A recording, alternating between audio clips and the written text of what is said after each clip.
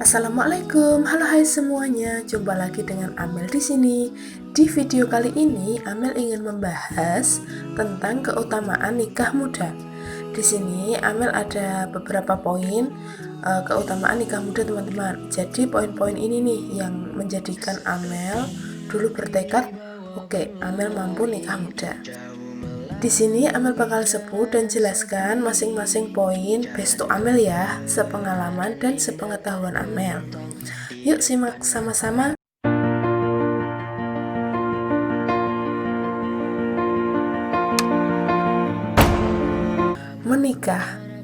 Menikah adalah proses kompleks yang sangat melibatkan fisik, pikiran, mental, perasaan, dan keberanian dalam menempuh kehidupan yang berbeda, teman-teman.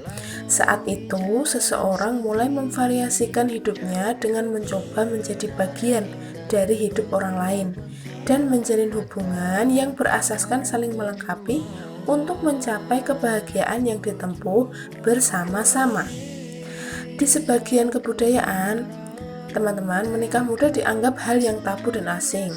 Begitu juga di zaman now ini, kalau belum berpacaran itu belum keren gitu.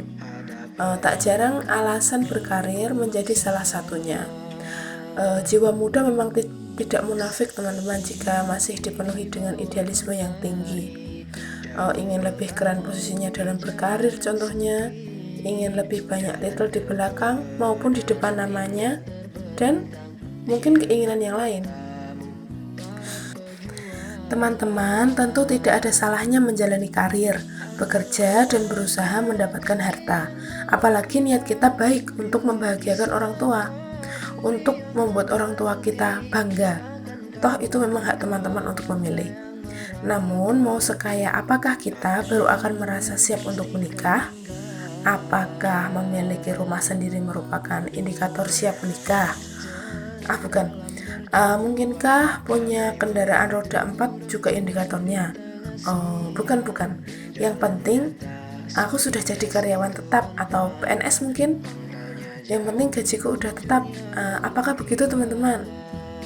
Mohon maaf, teman-teman. Jika itu memang pilihan, lakukanlah. Tapi ingat, menikah merupakan sunnah Rasulullah, di mana Allah Subhanahu wa Ta'ala juga menganjurkannya. Allah Subhanahu wa Ta'ala pun telah menjamin rezeki bagi tiap-tiap pasangan. So, janganlah ragu. Bukan hanya mengejar karir, teman-teman. Kadang alasan ini juga menjadi halangan untuk menikah muda. Ya benar, alasan kedewasaan. Aku belum 25 tahun nih. Aku masih kuliah nih. Kayaknya belum pantas deh. Nanti ajalah, aku belum mau. Di sisi lain, ada golongan masyarakat yang menunda pernikahan dengan alasan untuk mendewasakan diri terlebih dahulu, teman-teman. Dengan alasan ingin mendalami sifat dan karakter lawan jenis agar lebih yakin dan mantap dalam menjalani rumah tangga nantinya. Alhasil, laki-laki pacaran jadi dalih untuk penjajakan ini.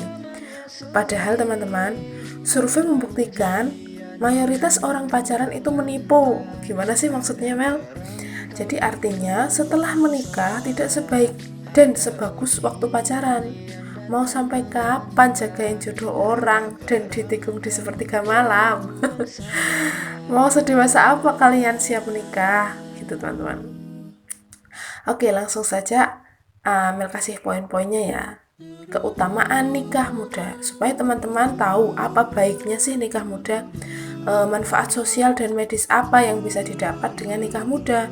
Siapa tahu habis nonton video ini teman-teman langsung mau nerima lamaran orang, kalau ada yang lamar ya.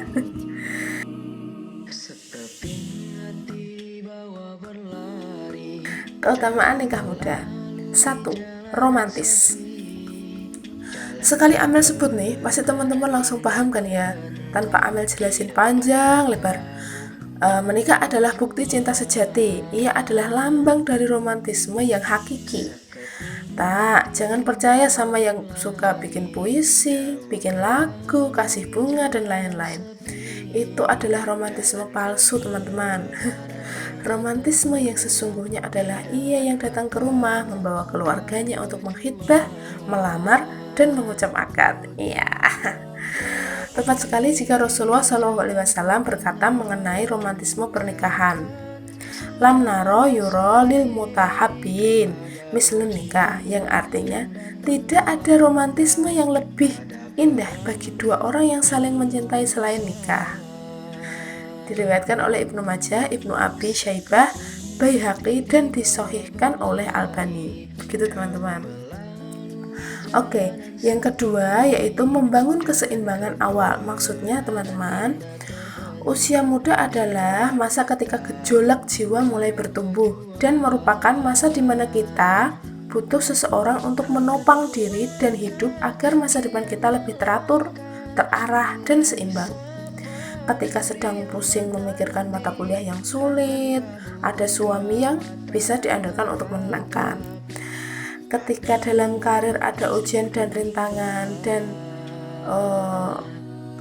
lain-lain, ada tempat keluh kesah yang insya Allah bisa meringankan beban teman-teman. Ya teman-teman, semua manusia pasti ingin menikah, entah kapan masanya. Apakah nggak lebih enak jika kita sudah memulainya dari awal, tahu semua seluk-beluk pasangan lebih awal, dan kita bisa seimbangkan lebih awal? Pasti asyik deh. 3. Saat terbaik untuk saling menyesuaikan. Teman-teman Amel, menyesuaikan karakter akan lebih mudah dilakukan saat usia masih muda, karena suami istri masih lebih terbuka untuk saling belajar. Soleh Abdul Qudus berkata, yang artinya, ranting muda itu mudah sekali diluruskan jika kamu mau, tidak sesulit dahan pohon yang sudah kaku. Maksudnya apa sih Mel? Jadi gini teman-teman, kita cermati ya, di TV atau media sosial kan banyak tuh berita perceraian, apalagi dari kalangan public figure. Hal ini membuat seseorang menjadi lebih takut untuk menikah, dan solusinya ya lagi-lagi pacaran dengan dalih untuk lebih mengenal pasangan masing-masing. Padahal teman-teman, paling asik mengenal pasangan itu setelah akad nikah loh. Toh pacaran di luar nikah tidak menjamin kita mengenal pasangan, dan tidak menjamin itu bakal jadi pasangan kita kelak kan.